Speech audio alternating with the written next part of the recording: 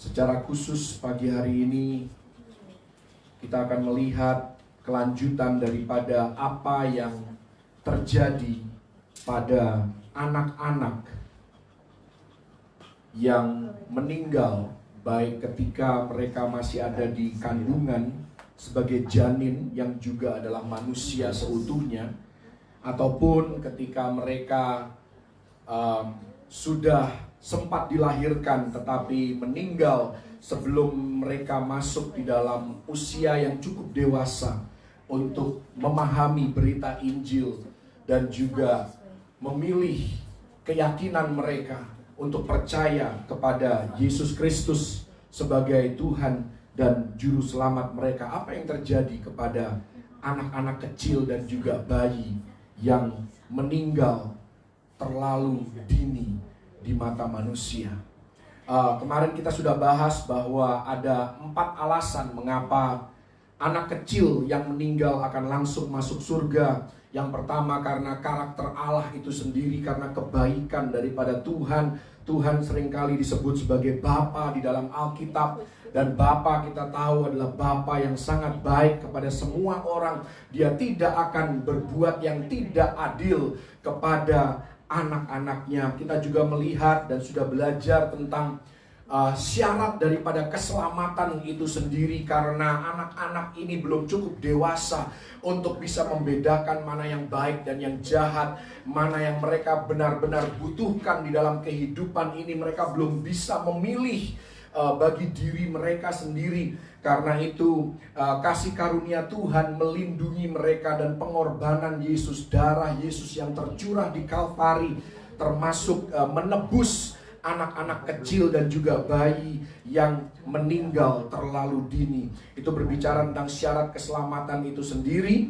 Kemudian yang ketiga, kita melihat bahwa belas kasihan Yesus Kristus selama pelayanannya di muka bumi. Ya, Yesus sering mengundang anak-anak untuk dia berkati, untuk dia tunjukkan kasih sayangnya kepada anak-anak kecil ini. Bahkan seringkali dijadikan ilustrasi supaya orang-orang yang sudah dewasa pun menjadi seperti anak kecil, karena dikatakan di sana bahwa anak kecil lah yang empunya kerajaan Allah atau kerajaan surga. Jadi karena belas kasihan Yesus Kristus yang ditunjukkan berulang kali selama pelayanannya di muka bumi, maka kita tahu bayi yang meninggal akan langsung masuk surga.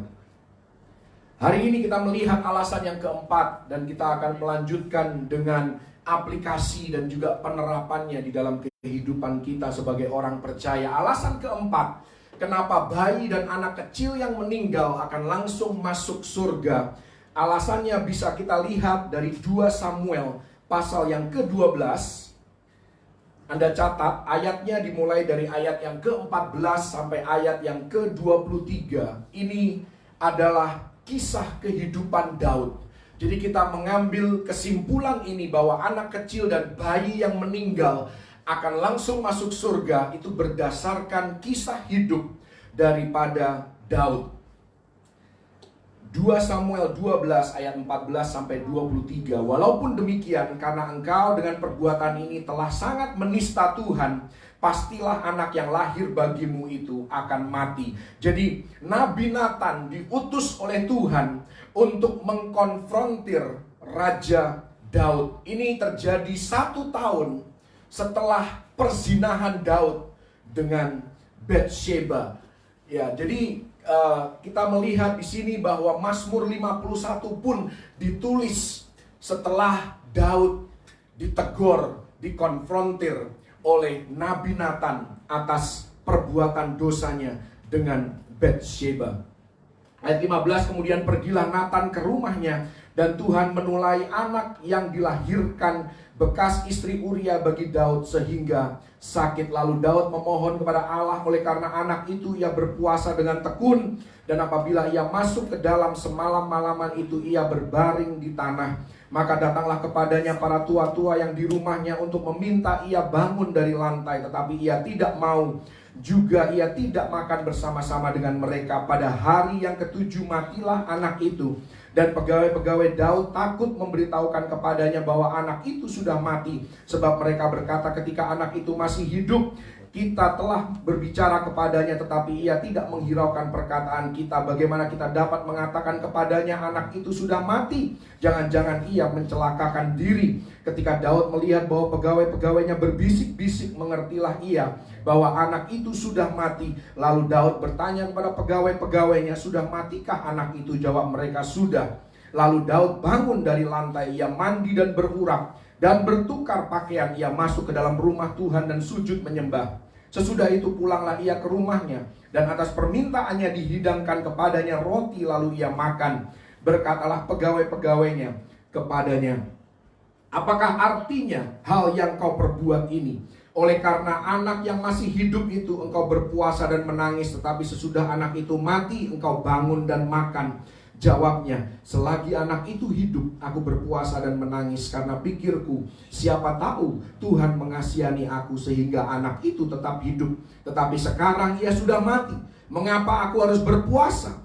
Dapatkah aku mengembalikannya lagi? Aku yang akan pergi kepadanya, tetapi ia tidak akan kembali kepadaku. Ada yang berkata bahwa ketika Daud berkata aku yang akan pergi kepadanya, dia sedang berbicara bahwa suatu hari nanti dia akan dikuburkan seperti anaknya. Tetapi argumen ini tidak logis. Kenapa? Karena justru bagian inilah ketika Daud mengetahui bahwa anaknya sudah mati, justru berita inilah yang membuat hatinya terhibur, yang membuat semangatnya bangkit lagi, sehingga dia menjadi kuat dan dia mau makan dan dia mau beraktivitas secara normal kembali. Kenapa? Karena Daud tahu bahwa saat dia mati, dia akan berjumpa lagi dengan anaknya di sorga. Dan ini menjadi penghiburan, menjadi kekuatan di dalam kehidupan Daud. Dan dari kisah inilah kita tahu bahwa anak yang meninggal sebelum mereka memasuki usia yang cukup dewasa untuk memahami berita Injil, anak ini akan langsung masuk surga. Jadi kisah inilah yang menjadi bukti yang sangat kuat bahwa bayi pun, janin pun yang diaborsi atau yang sempat mengalami keguguran di kandungan akan langsung masuk surga. Nah, kita sudah belajar tentang 4 alasan ini. Saya akan berusaha juga untuk menjawab beberapa pertanyaan yang mungkin ditanyakan tentang anak-anak. Dan ini biar boleh menjadi perhatian kita sebagai orang tua dan juga para orang tua rohani, bukan saja biologis tetapi juga orang tua rohani, biar kita memahami tentang anak-anak di dalam Alkitab. Pertanyaan yang sering dilontarkan adalah berapa usia di mana anak belum perlu bertanggung jawab atas keselamatan jiwanya? Sampai kapan anak itu diberikan privilege, diberikan pengecualian oleh Tuhan atas keselamatan jiwanya?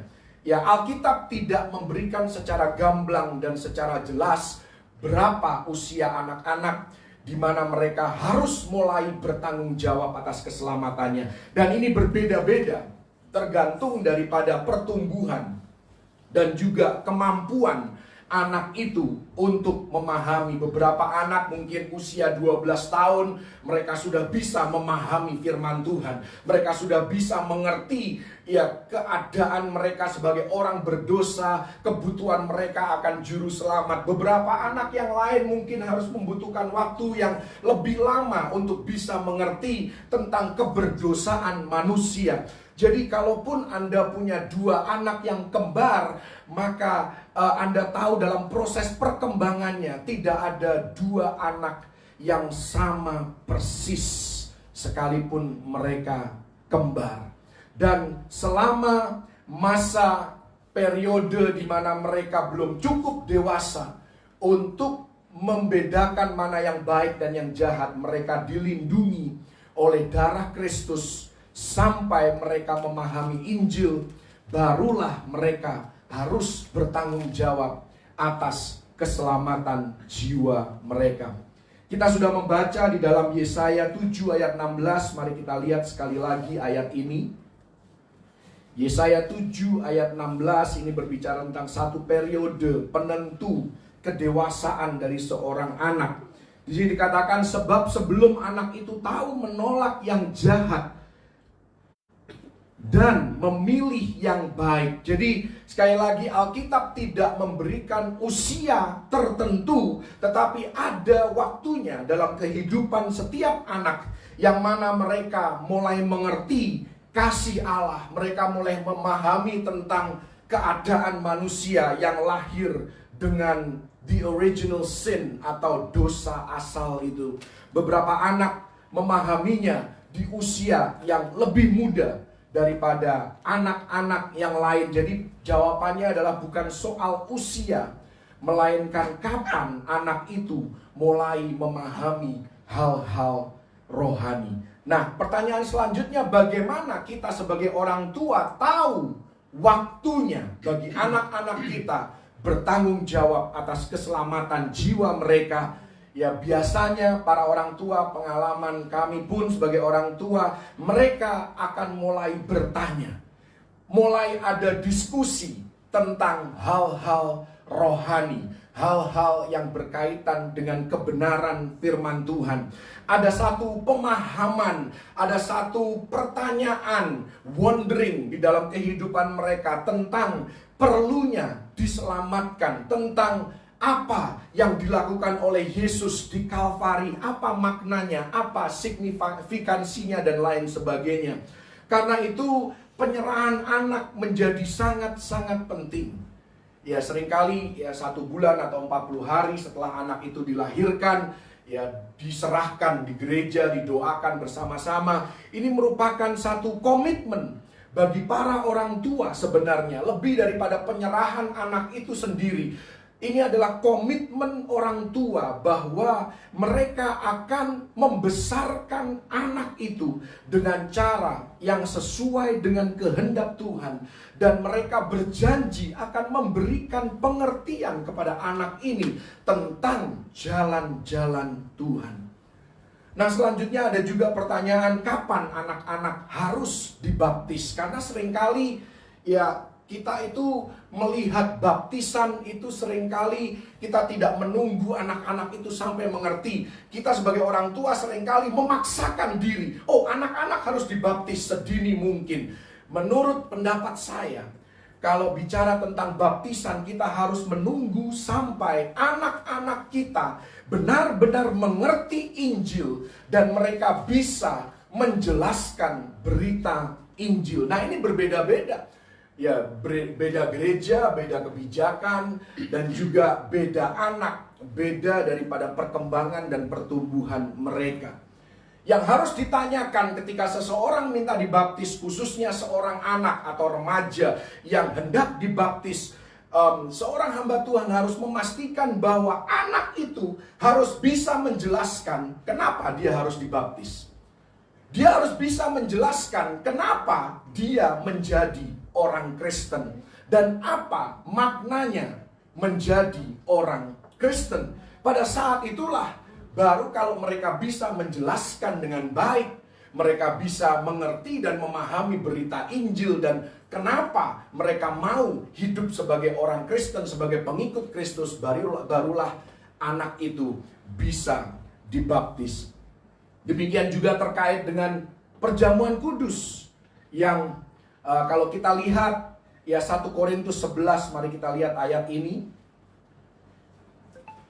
Kita harus mengerti daripada konteksnya, karena seringkali dikatakan bahwa jemaat di Korintus banyak yang sakit, banyak yang lemah, banyak bahkan yang meninggal karena mereka ya tidak mengerti, tidak memahami tentang makna sebenarnya perjamuan kudus itu. Mereka menganggapnya hanya sebagai perjamuan biasa, pesta makan-makan, sehingga dikatakan di sana yang kenyang sampai kekenyangan, yang lapar ya tetap kelaparan karena mereka tidak kebagian makanan. Jadi inilah yang terjadi di tengah jemaat Korintus Sehingga banyak yang sakit, banyak yang lemah, banyak yang meninggal ya dalam konteks perjamuan kudus. Tetapi apa yang membuat mereka sampai sakit, lemah, dan meninggal? Itu tertulis di dalam 1 Korintus 11 ayat yang ke-29.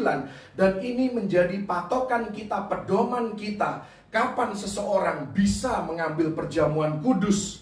Karena barang siapa makan dan minum tanpa mengakui tubuh Tuhan, ia mendatangkan hukuman atas dirinya.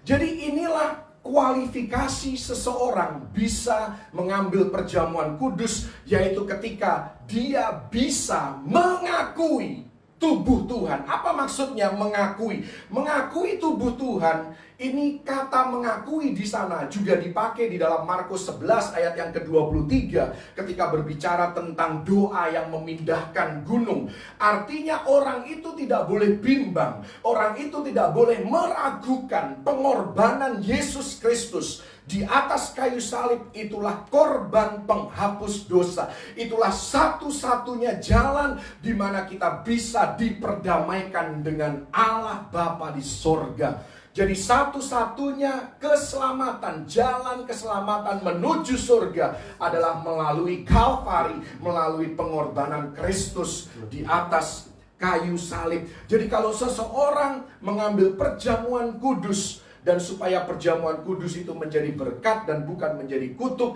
maka orang itu harus mengakui tubuh Tuhan, tidak meragukan Tuhan, tidak mempertanyakan atau bahkan tidak percaya kepada pengorbanan Yesus di atas kayu salib. Selama mereka belum bisa memahami signifikansi daripada pengorbanan Yesus di atas kayu salib, sebaiknya mereka tidak diizinkan untuk mengambil perjamuan kudus. Tetapi kalau anak itu sudah mengerti, karena itu di sini peran orang tua sangat penting. Kita harus bisa memberikan pengertian dan pemahaman kepada anak-anak kita. Bukan berarti karena mereka ada usia di mana mereka diberikan pengecualian, kemudian kita sebagai orang tua membiarkan mereka sampai mereka nanti suatu saat bisa mengerti dengan sendirinya. Ya, Anda tidak bisa menjamin bahwa karena anak-anak kita tumbuh besar di keluarga Kristen, kemudian mereka akan menjadi Kristen. Kalau kita sebagai orang tua tidak pernah mempersiapkan anak-anak kita, maka jangan heran ketika mereka masuk dalam usia kedewasaan, mereka tidak tahu banyak tentang Tuhan. Mereka tidak tahu banyak tentang firman Tuhan. Kenapa? Karena kita sebagai orang tua seringkali lalai dan mengabaikan pentingnya untuk membimbing mereka dari sejak masa kecil mereka. Terus kita perkenalkan kepada Tuhan, kita berikan ya cerita-cerita daripada Alkitab yang kita bisa bagikan kepada mereka.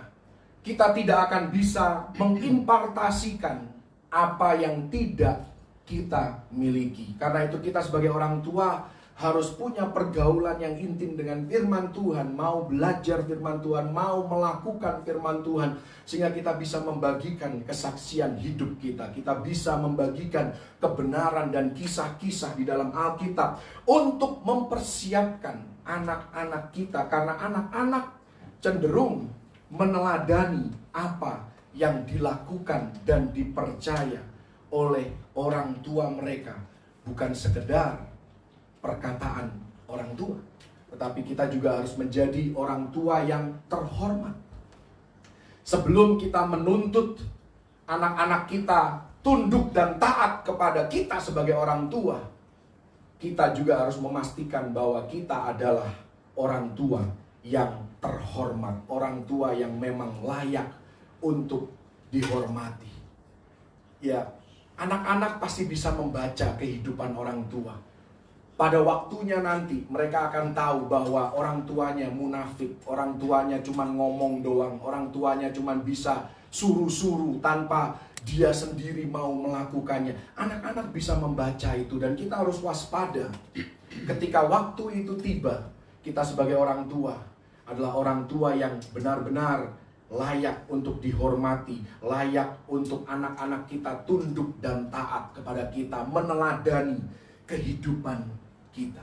sebagai orang tua. Inilah peran kita yang sangat penting. Jadi Anda orang tua yang dikaruniai anak, bahkan oma, opa yang dikaruniai cucu-cucu, bahkan keturunan selanjutnya, Anda punya tanggung jawab yang besar. Anda punya peran yang sangat penting di dalam pertumbuhan rohani daripada keturunan Anda. Pertanyaan selanjutnya adalah berapa usia anak-anak kecil di sorga? Nah, ini pun di Alkitab tidak dinyatakan secara gamblang. Ya, pertanyaannya seringkali terlontar adalah bagaimana anak-anak bisa menikmati sorga kalau selama mereka hidup di bumi saja mereka belum memahami kehidupan dengan sepenuhnya. Tetapi kalau Anda membaca kitab Wahyu, di sorga semua orang akan berpartisipasi di dalam penyembahan kepada anak domba Allah. Artinya semua orang yang tinggal di sorga berada dalam kondisi yang mampu memahami lingkungan sekitarnya. Mereka dalam kondisi yang cukup dewasa di dalam tubuh, di dalam pikiran mereka, di dalam roh mereka, di dalam jiwa mereka. Dan ada yang berkata bahwa usia semua orang di sorga nanti berkisar antara 30 sampai 39 tahun. Jadi usia 30-an ini dianggap oleh para ahli sebagai usia kehidupan yang paling prima. Ini pandangan yang pertama, bahwa anak-anak yang masuk surga, berapapun usia mereka meninggal dunia, mereka masuk surga, mereka usianya sekitar 30-an tahun. Itu pandangan yang pertama. Ada juga pandangan lain, kita melihat di dalam Yesaya 11.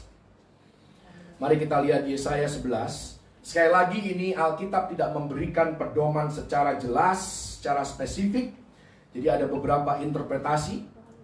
Interpretasi yang selanjutnya kita lihat Yesaya 11 ayat yang ke-6 sampai ayat yang ke-8. Di sana dikatakan, serigala akan tinggal bersama domba, dan macan tutul akan berbaring di samping kambing. Anak lembu dan anak singa akan makan rumput bersama-sama, dan seorang anak kecil akan menggiringnya. Jadi ada anak kecil di sorga. Lembu dan beruang akan sama-sama makan rumput, dan anaknya akan sama-sama berbaring. Sedang singa akan makan jerami seperti lembu. Anak yang menyusu akan bermain-main dekat liang ular tedung, dan anak yang cerai susu akan mengulurkan tangannya ke sarang ular beludak. Ini berbicara tentang langit yang baru dan bumi yang baru. Dan inilah pandangan yang kedua. Kalau tadi pandangan yang pertama, anak-anak yang meninggal dunia terlalu dini, mereka masuk surga usianya langsung sekitar 30-an tahun, yang dianggap sudah dewasa dan usia yang prima dari kehidupan seseorang. Nah, pandangan yang kedua adalah ketika anak-anak meninggal dunia, ketika mereka masih kecil, maka anak-anak ini diberikan kesempatan untuk bertumbuh menjadi dewasa sampai mereka masuk usia 30-an, lalu usianya berhenti sampai di situ dan tidak bertambah tua atau bertambah lanjut usia. Inilah beberapa pandangan yang diberikan kepada Anda dan saya tentang anak-anak yang meninggal dunia terlalu dini di bumi ini, dan mereka langsung masuk surga dan keadaan mereka di sana. Sekali lagi, bagi Anda dan saya sebagai orang tua, kalau Anda pernah kehilangan anak Anda di usia yang masih kecil, atau Anda kehilangan anak Anda ketika masih dalam keadaan janin, di dalam kandungan, mengalami keguguran atau apapun yang terjadi selama masa kehamilan itu, anak itu saat ini ada bersama dengan Yesus di surga. Dan kalau Anda suatu hari nanti masuk surga, Anda akan diberikan kesempatan untuk memeluk anak Anda yang belum sempat dilahirkan ke muka bumi, atau anak Anda yang meninggal dunia terlalu dini.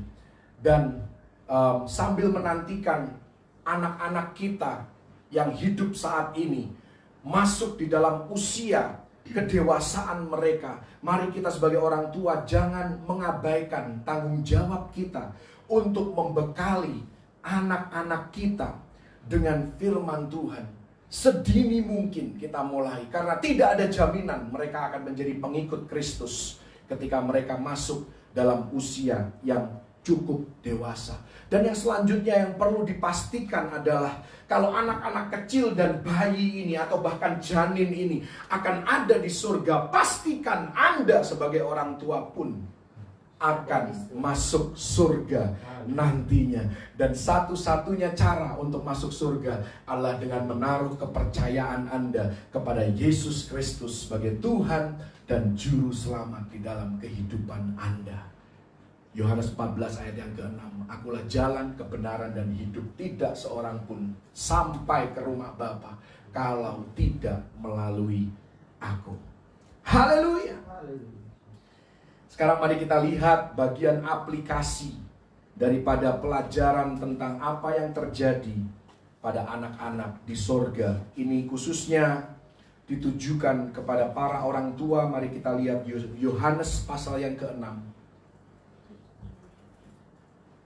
Anda tahu bahwa Yohanes pasal yang ke-6 berbicara tentang Yesus memberi makan 5.000 orang. Anda sudah tahu kisahnya karena dari sejak sekolah minggu Anda sudah mendengar kisah ini. Kita hanya melihat 2 ayat saja, ayat yang ke-9 dan ayat yang ke-13.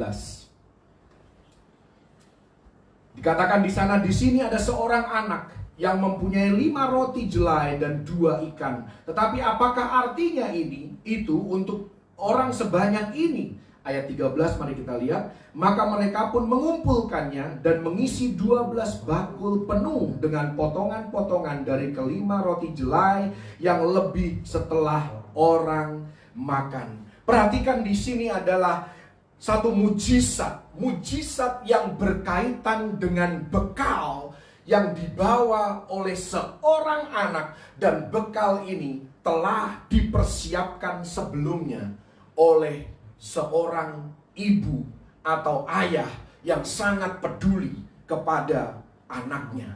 Orang tua daripada anak ini membekali anak ini dengan kotak makan siang. Makanya khotbah hari ini saya berikan judul, apa yang engkau taruh di dalam kotak makan siang anak-anakmu. Karena hari-hari ini khususnya di masa pandemi ini, saya secara pribadi kalau dulu tiap kali makan siang saya selalu makan di food court, makan di luar, beli.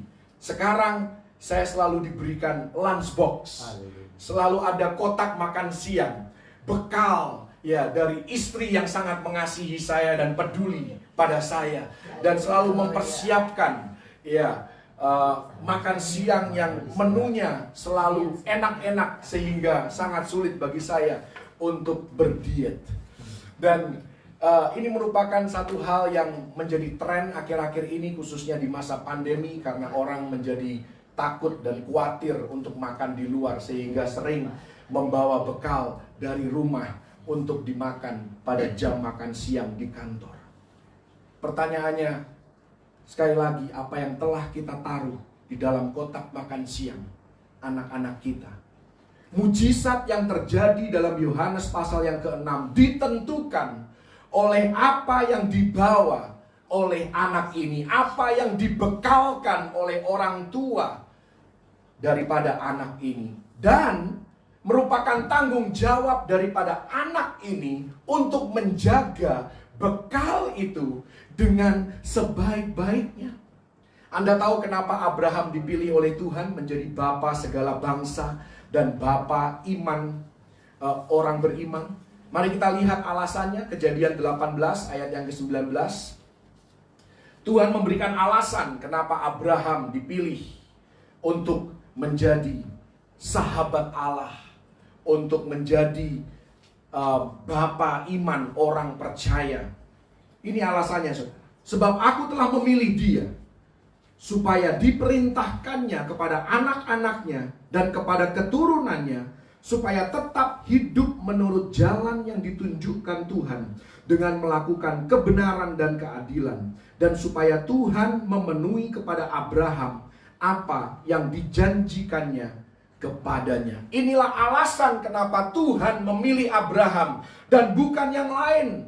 Karena Abraham punya komitmen di dalam dirinya. Tuhan tahu bahwa Abraham punya hati.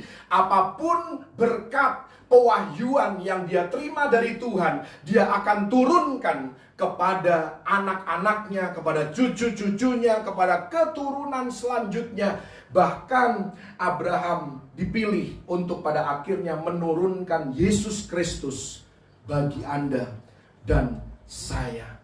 Inilah kualitas yang Tuhan cari di dalam kehidupan para orang tua. Pertanyaannya bagi Anda orang tua, apakah Anda akan mewariskan perkara rohani, pewahyuan sorgawi, perspektif akan kekekalan kepada keturunan Anda? Bagaimana kita akan membesarkan anak-anak kita? Apakah kita akan membesarkan anak-anak kita sesuai dengan firman Tuhan? Ujian terakhir Abraham di dalam Kejadian 22 ditulis di sana. Ini merupakan tes dalam kehidupan Abraham yang terakhir, adalah meletakkan anaknya di mezbah.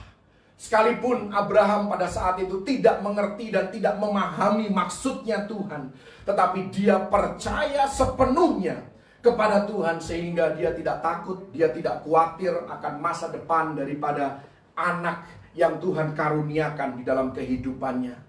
Bahkan kalau Anda lihat, mari kita lihat Kejadian 22 dari ayat yang ke-18. Kepercayaan Abraham kepada Tuhan membuat Tuhan bersumpah. Kejadian 22 ayat 18. Dikatakan di sana, oleh keturunanmu lah semua bangsa di bumi akan mendapat berkat karena engkau mendengarkan firmanku. Jadi Abraham di sini tidak membesarkan anaknya, tidak merawat anaknya sesuai keinginannya sendiri, sesuai dengan pengertiannya sendiri, tetapi dia lebih percaya kepada firman Tuhan, kepada kehendak Tuhan. Dan pada akhirnya ayat 19, kemudian kembalilah Abraham kepada kedua bujangnya dan mereka bersama-sama berangkat ke Beersheba dan Abraham tinggal di Beersheba. Sesudah itu Abraham mendapat kabar juga Milka telah melahirkan anak-anak lelaki bagi Nahor saudaramu. Kayaknya salah ini saudara ya. Sorry, ayat 16 dan 17. Tadi 18 ujungnya saudara. Mohon maaf. Ayat 16. Katanya, jadi ketaatan Abraham membuat Tuhan bersumpah. Aku bersumpah demi diriku sendiri. Jadi kalau Tuhan bersumpah, tidak ada yang lebih tinggi dari Tuhan. Dia harus bersumpah atas dirinya sendiri saudara. Demi diriku sendiri, demikianlah firman Tuhan. Karena engkau telah berbuat demikian dan engkau tidak segan-segan untuk menyerahkan anakmu yang tunggal kepadaku, maka aku akan memberkati engkau berlimpah-limpah dan membuat keturunanmu sangat banyak seperti bintang di langit, seperti pasir di tepi laut. Dan keturunanmu itu akan menduduki kota-kota musuhnya. Jadi salah satu tanda kasih kita kepada Tuhan adalah kesediaan kita sebagai orang tua untuk menaruh anak kita pada mezbah di mana kita juga menaruh hidup kita sendiri. Mewariskan iman percaya kita, mewariskan firman Tuhan, mewariskan cinta akan pekerjaan Tuhan. Mari kita lihat 2 Timotius 1 ayat yang ke-12.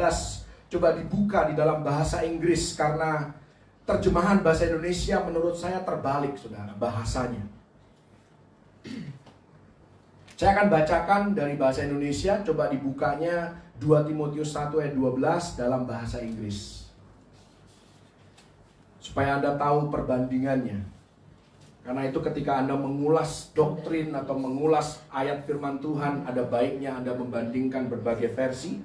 Bahasa Indonesia di sini dikatakan, itulah sebabnya aku menderita semuanya ini, tetapi aku tidak malu. Karena aku tahu kepada siapa aku percaya, aku yakin bahwa Dia berkuasa memelihara apa yang telah dipercayakannya kepadaku. Jadi bahasa Indonesia dikatakan, Paulus percaya bahwa Tuhan akan mampu memelihara apa yang Tuhan percayakan kepada dia. Tapi bahasa Inggris terbalik saudara. Di sana ini sama, terus selanjutnya ada bagian yang selanjutnya. I'm persuaded that he is able to keep that which I have committed unto him. Jadi bahasa Inggris dikatakan bahwa apa yang aku serahkan kepada Tuhan, yang aku punya komitmen kepada Tuhan, aku percaya bahwa Tuhan sanggup untuk menjaganya. Tuhan sanggup untuk memeliharanya. Jadi kalau kita menyerahkan anak kita kepada Tuhan, maka kita percaya bahwa Tuhan akan sanggup memelihara dan merawat dan melindungi dan memberkati anak kita yang kita serahkan kepada Tuhan. Kalau tadi bahasa Indonesia terbalik. Apa yang Tuhan percayakan kepada kita, Tuhan sanggup untuk menjaganya. Itu menurut saya kurang tepat. Yang ini yang lebih pas. Apa yang kita serahkan kepada Tuhan, apa yang kita komit kepada Tuhan, termasuk anak-anak kita, maka Tuhan sanggup untuk menjaga mereka. Inilah jaminan Tuhan atas kehidupan kita orang tua yang bersedia untuk menaruh anak-anak kita di mezbahnya Tuhan dan membesarkan mereka sesuai dengan instruksi dan arahan daripada kebenaran firman Tuhan. Karena itu sebagai orang tua kita perlu untuk mendisiplinkan anak-anak kita. Kita perlu untuk mengawasi pergaulan mereka. Benar, tetapi kita tidak bisa mengawasi mereka 24 jam sehari dan 7 hari seminggu. Kita tidak bisa selalu ada di samping mereka. Mungkin di masa pandemi kita lebih banyak di rumah. Kita bisa mengawasi mereka, itu pun ketika mereka main gadget, mereka main handphone dan lain sebagainya. Kita seringkali tidak bisa mengawasi secara ketat. Dan kita mau menyerahkannya kepada Tuhan. Kita percaya kalau kita sudah menanamkan kebenaran firman Tuhan, kita sudah memberikan contoh dan teladan yang baik, maka kita percaya bahwa Tuhan sanggup untuk melindungi anak-anak kita. Sekalipun demikian, bukan berarti kita sebagai orang tua harus lalai. Boleh mengabaikan di dalam mengawasi pergaulan anak-anak kita, mendisiplinkan perkataan anak-anak kita, memperhatikan games yang mereka mainkan. Itu juga adalah tugas dan tanggung jawab kita sebagai orang tua. Peran kita sangat penting. Dan kalau kita kembali ke Yohanes pasal yang ke-6 tadi, Yesus memberi makan 5.000 orang. Hanya ada satu anak dari sekian banyak anak yang bekalnya masih ada pada jam itu. Barangkali anak yang lain sudah memakan bekalnya, atau bahkan mereka mungkin membiarkan bekalnya tercecer. Atau mungkin ada yang berpikir bahwa bekalnya itu tidaklah penting, sehingga bekal yang sudah diberikan oleh orang tuanya disia-siakan. Tetapi anak yang satu ini diberitahu secara khusus oleh orang tuanya, apapun yang terjadi, jangan pernah membuang bekal itu. Ini yang harus kita lakukan sebagai orang tua kepada anak-anak kita. Ketika kita membekali mereka dengan hal-hal yang baik, katakan kepada mereka kalau itu adalah firman Tuhan, maka itu harus menjadi pegangan hidupmu dalam keadaan apapun. Apapun yang terjadi di sekitar kehidupanmu, bagaimanapun kebudayaan berubah, bagaimanapun keadaan sosial berubah, maka firman Tuhan ini tetaplah absolut. Inilah kebenaran yang sejati, yang tidak akan pernah berubah. Pegang erat-erat prinsip hidup benar. Pegang erat-erat penyembahan. Pegang erat-erat berdoa dalam roh. Pegang erat-erat hidup dalam kekudusan. Inilah hal-hal yang harus kita impartasikan, yang harus kita contohkan kepada generasi berikutnya di dalam kehidupan kita. Seringkali kita memegang erat-erat hal-hal jasmani, hal-hal yang kita tahu ini adalah hal-hal yang fana di dalam perspektif kekekalan. Justru kalau bicara harta, kalau bicara hal-hal jasmani, Anda tidak perlu pegang erat-erat. Tetapi dalam prinsip hidup, prinsip firman Tuhan, itulah yang harus Anda pegang erat-erat. Integritas, kejujuran, itulah yang harus Anda pegang erat-erat. Karakter ilahi, buah roh, itulah yang terpenting untuk ditumbuh kembangkan di dalam kehidupan anak-anak kita. Lebih daripada mereka menjadi konglomerat dan kaya raya, sekalipun itu juga baik. Tetapi yang lebih penting dari semua itu, mereka memiliki karakter ilahi. Mereka memiliki buah-buah roh. Mereka memiliki kehidupan yang akan masuk surga, yang memuliakan Tuhan selama mereka hidup di muka bumi ini. Apa yang masih kita pegang sampai hari ini, yang dibekali oleh orang tua kita? Kita sebagai orang tua, hari ini kita orang tua. 10-20 tahun yang lalu, Anda juga anak-anak. Dan Anda punya orang tua yang membekali Anda. Dan saya percaya orang tua yang baik akan membekali Anda dengan kehidupan yang baik, dengan hal-hal prinsip yang baik. Apakah prinsip yang baik itu masih Anda pegang sampai hari ini? Satu-satunya yang akan melindungi anak-anak kita dari pencemaran dunia adalah apa yang kita taruh dalam kotak makan siang mereka. Apa yang sudah kita investasikan di dalam kehidupan mereka. Saya selalu memberikan bekal kepada anak-anak saya. Mereka boleh sesekali dengar lagu-lagu dunia, lagu-lagu sekuler. Tetapi saya mau bilang, mereka harus tahu lagu gereja. Mereka harus dengar lagu gereja. Mereka harus baca Alkitab. Mereka harus merenungkan firman Tuhan. Bagaimanapun caranya, mereka harus menghafalkan ayat dan lain sebagainya. Jadi mereka harus dibekali dengan hal-hal yang rohani lebih daripada hal-hal yang sekuler. Haleluya.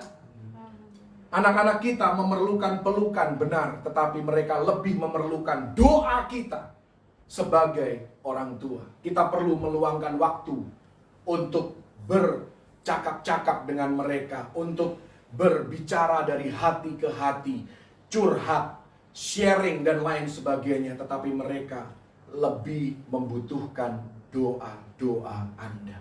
Mereka lebih membutuhkan firman Tuhan yang Anda ucapkan dan atas kehidupan mereka. Kita perlu sebagai orang tua mengawasi. Ya, tidak harus selalu mengekang yang membuat mereka gerah, yang membuat mereka marah. Ya, karena kita juga sebagai orang tua tidak boleh menyakiti hati anak-anak kita. Ya, tetapi dalam hal-hal tertentu, dalam hal-hal prinsip kerohanian, prinsip firman Tuhan, itu hal yang tidak bisa tawar-menawar. Dalam hal calon pasangan hidup bagi anak-anak kita, bagaimana prinsip kita sebagai orang tua? Dari hari ini, saya sebagai orang tua sudah menetapkan hati, calon pasangan hidup anak-anak saya haruslah orang yang bergereja. Harus, itu sudah harus ditetapkan jauh-jauh hari. Jangan nanti ya anak Anda tiba-tiba satu hari menggandeng seseorang masuk ke rumah Anda dan Anda baru mau menetapkan prinsip hidup. Prinsip itu sudah harus dipegang jauh-jauh hari sebelum hari di mana anak Anda membawa calon pasangan hidup Anda menghadap kepada Anda. Sudah harus tahu prinsipnya. Kalau bukan orang Kristen, jangan harap masuk dalam keluarga. Itu dong. Sebagai orang tua harus tegas. Haleluya. Oh, nanti kan dia bertobat. Ya, kalau dia bertobat, siapa yang bisa menjamin?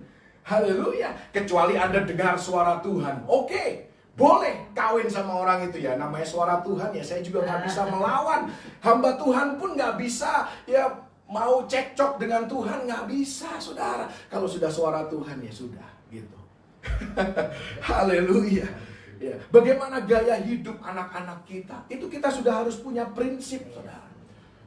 Katakan sesuai dengan kebenaran firman Tuhan. Katakan kepada anak-anak kita bahwa homoseksual adalah dosa. Homoseksual itu tidak berkenan di hadapan Tuhan. Katakan itu dengan jelas. Karena anak-anak kita perlu kejelasan. Jangan kita sebagai orang tua kemudian goyah. Kita sendiri nggak yakin dengan kebenaran yang kita percaya. Bagaimana dengan anak-anak kita? Kalau kita sendiri tidak yakin dengan kebenaran yang kita percaya. Banyak anak, saya tahu, menganggap batasan orang tua merupakan hukuman. Apalagi sebagai anak pengkhotbah, anak pendeta seringkali ya merasa tersiksa. Oh, karena aku anak pendeta, aku harus bersikap seperti ini dan seperti. Saya mau katakan, saudara, batasan dari orang tua bukanlah hukuman. Batasan dari orang tua adalah hak istimewa. Kalau Anda diberikan batasan yang baik oleh orang tua Anda harus bersyukur sebagai anak. Haleluya. Apalagi kalau batasan itu sesuai dengan kebenaran firman Tuhan. Alkitab harus menjadi satu-satunya kebenaran yang mutlak di dalam setiap keluarga dan bagaimana kita membesarkan dan mendidik anak-anak kita. Dan kita harus mendoktrinasi anak-anak kita bahwa ya, Alkitab adalah sumber kebenaran yang absolut. Dunia bisa berubah-ubah. Kebudayaan bisa berubah-ubah. Sekarang setiap film yang Anda tonton, film yang modern saya bicara, apalagi itu berkiblat ke Hollywood, ya berkiblat ke produser-produser film di Amerika, selalu melibatkan homoseksual. Mereka seolah-olah melegalkan homoseksual, bahwa homoseksual itu sesuatu yang lumrah, sesuatu yang ya bisa diterima dan harus diterima. Itu sudah mengkontaminasi hampir semua film modern, saudara. Dan Anda harus berikan prinsip firman Tuhan, menanamkannya di dalam diri anak-anak Anda sedini mungkin. Haleluya. Segala sesuatu harus diukur dengan perspektif Alkitab. Haleluya. Dan Yohanes 6, kalau Anda perhatikan kisah ini, Yesus bukan saja melipat gandakan, memultiplikasikan roti dan ikan, tetapi Yesus juga memultiplikasikan keranjangnya. Karena dimulai dengan satu keranjang, tetapi sisa 12 keranjang penuh dengan makanan. Keranjang berbicara tentang media yang dipakai untuk menyalurkan berkat itu. Apa media yang kita pakai sebagai orang tua untuk menyalurkan berkat kepada anak-anak kita? Kita bisa memakai media cerita dari Alkitab. Kita bisa memakai media doa. Kita harus mewariskan berkat. Kita harus mewariskan hal-hal yang baik, prinsip-prinsip rohani dari kebenaran firman Tuhan. Wariskan berkat dan bukan kutuk. Wariskan ya sukacita dari Allah dan bukan ketakutan dan intimidasi. Ya, Anda harus mewariskan, mengimpartasikan karakter ilahi seperti Paulus mengimpartasikan ya kehidupannya yang tidak egois. Dia impartasikan kepada Timotius. Timotius menjadi orang yang tidak egois dan dia mengimpartasikannya kepada Epafroditus. Epafroditus ya menjadi orang yang tidak egois dan dia mengimpartasikan karakter ini kepada jemaat dan di Filipi, sehingga jemaat di Filipi sekalipun mereka miskin dan sangat miskin, kata 2 Korintus 8, mereka tetap mau berkorban untuk supaya Injil dikabarkan, diberitakan seluas mungkin melalui pelayanan Rasul Paulus. Dimulai dengan seorang Paulus yang dia bingung antara surga atau bumi. Yang kan dia bilang mati adalah keuntungan. Kalau dia mati dia bisa ketemu dengan Yesus. Tetapi dia katakan lebih perlu bagi aku untuk aku tetap hidup demi kepentinganmu. Di dalam Filipi 1 ditulis di sana. Demi kepentingan banyak orang, demi kepentingan jemaat Filipi. Dia memilih untuk hidup. Artinya Paulus bukan orang yang egois. Dan itu dia turunkan kepada anak-anak rohaninya. Dan akhirnya jemaat Filipi mendapat jaminan dari Tuhan. Filipi 4 ayat 19. Allahku akan memenuhi segala keperluanmu menurut kekayaan dan kemuliaannya di dalam Kristus Yesus. Cuman jemaat yang di Filipi yang dapat. Dan kita seringkali mengutip ayat ini tanpa tahu konteksnya. Jemaat di Filipi tidak pelit. Makanya dia dijamin oleh Tuhan. Segala kebutuhannya dipenuhi. Bahkan lebih daripada cukup. disediakan oleh Tuhan. Inilah hal-hal yang harus kita impartasikan kepada anak-anak kita. Dan kalau Anda belajar dari kisah Daud dan Salomo, ya, di dalam 2 Tawarik 6 ayat 7-10 nanti Anda baca ayat di sana. 2 Tawarik 6 ayat yang ke-7 dan 10. Daud punya kehendak Allah di dalam hatinya. Dia punya kehendak Allah, blueprintnya Tuhan untuk membangun bait Allah. Dan Salomo sebagai anaknya, dialah yang pada akhirnya membangun bait Allah itu. Di sini kita bisa belajar bahwa apa yang ada di dalam hati orang tualah yang akan turun kepada anak-anak. Bait Allah ada di hati Daud, Salomo lah yang membangunnya. Artinya di sini adalah anak-anak akan melakukan apa yang kita sebagai orang tua lakukan dengan segenap hati kita. Apakah kita sungguh-sungguh menyembah Tuhan? Atau hanya sekedarnya saja? Apa yang sungguh-sungguh kita lakukan, apa yang sebenarnya kita lakukan, itulah yang akan ditiru, yang diteladani oleh anak-anak kita. Kalau Anda sebagai orang tua selama kebaktian dari awal sampai akhir Anda main handphone, maka jangan heran anak-anak Anda pun ketika kebaktian tidak akan menghormati ibadah dan dia akan main handphone. Karena sesungguhnya sekalipun Anda secara religius, Anda hadir secara fisik, tetapi dalam roh Anda tidak connect dengan Tuhan. Anda tidak connect dengan ibadah itu. Dan itulah yang akan Anda turunkan kepada anak-anak Anda. Bukan penampilan religius eksternal Anda yang Anda turunkan, tetapi apa yang sungguh-sungguh ada di dalam hati Anda, itulah yang akan Anda turunkan. Kalau Anda tidak sungguh-sungguh melayani Tuhan, kalau Anda tidak sungguh-sungguh hidup bagi Tuhan, maka ini semua hanya penampilan luar saja yang religius.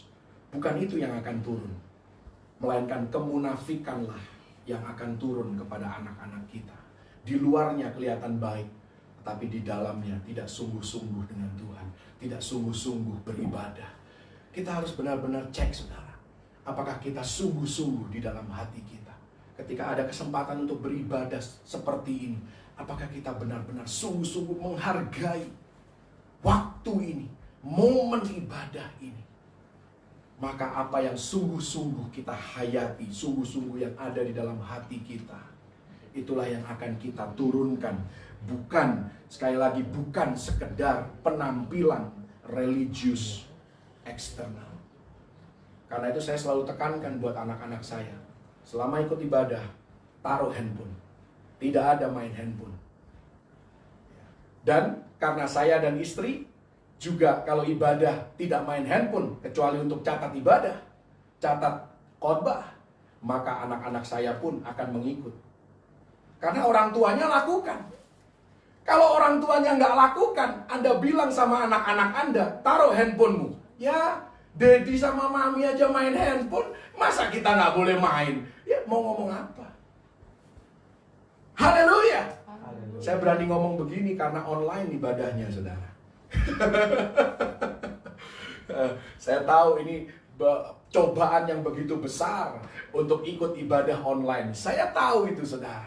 Karena ada banyak kemungkinan yang tidak perlu diungkap satu persatu. Karena itu merupakan curcol kalau diungkap, saudara. Tetapi intinya kembali lagi, apa yang kita turunkan kepada anak-anak kita adalah apa yang sungguh-sungguh kita lakukan. Mungkin kita maunya menurunkan penampilan religius yang eksternal, tetapi hal itu tidak akan terjadi. Yang akan kita turunkan adalah apa yang benar-benar kita hayati, apa yang benar-benar ada di dalam hati kita, di dalam internal kita. Karena itu sebagai orang tua, mari kita persiapkan generasi berikutnya dengan sebaik-baiknya, generasi berikutnya yang hidup sesuai dengan kebenaran firman Tuhan. Dan kita berdoa supaya selanjutnya anak-anak kita juga akan mewariskan kepada anak-anak mereka. Anak-anak mereka akan mewariskan kepada anak-anak mereka lagi, dari generasi kepada generasi. Haleluya. Mari kita impartasikan hal-hal yang baik. Urapan dan berkat itu tidak dimaksudkan untuk dibawa ke dalam kubur, tetapi kita harus mengimpartasikannya sebagai orang tua kepada keturunan yang Tuhan karuniakan di dalam kehidupan kita. Haleluya. Tuhan Yesus memberkati. Sebagai penutup, kita akan angkat satu pujian The Blessing. Karena lagu ini berisi tentang doa berkat bagi keluarga kita, bagi anak-anak kita, dan juga bagi anak-anak dari anak-anak kita, dan juga keturunan yang selanjutnya sampai 1,000 generations tetap diberkati oleh Tuhan. Haleluya. Lord bless you and keep you, make His face shine upon you and be gracious to you. Lord turn His face towards you and give you peace.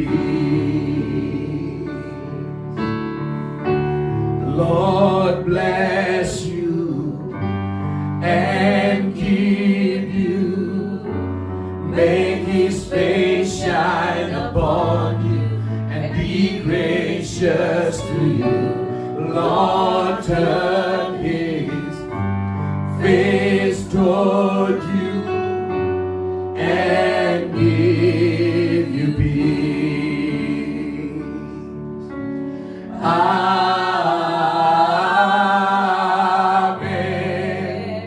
Amen.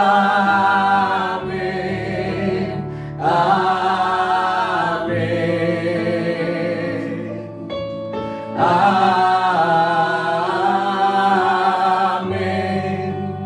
Amen. Amen. Katakan, Lord bless you. Lord bless you and keep you, make His face shine upon you and be gracious to you. Lord turn His face towards you and give you peace. Amen. Amen. Amen. Amen. Amen.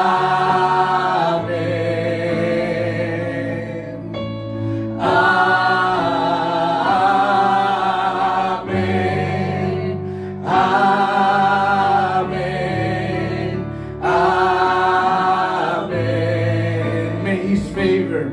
May His favor be upon you and 1,000 generations, and your family and your children and their children and their children. May His favor be upon you and 1,000 generations, and your family and your children and their children and their children. May His favor be upon you and 1,000 generations, and your family and your children and their children and their children. May His presence go before you and behind you and beside you, all around you and within you.